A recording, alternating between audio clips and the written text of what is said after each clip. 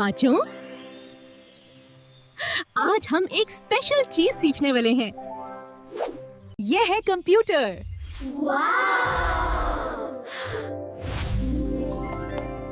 ये मॉनिटर है, ये हमें सब कुछ दिखाता है। जैसे टीवी? बिल्कुल। ये कीबोर्ड है, इससे हम लिखते हैं। ये माउस है, इससे हम कंप्यूटर को कंट्रोल करते हैं। ये तो आसान है।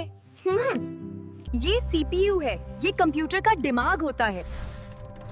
ओह, ये सब कंट्रोल करता है। कंप्यूटर गेम्स और नॉलेज सब देता है। Thank you sir. टेक्नोलॉजी को सही तरीके से यूज करो। जी मैडम।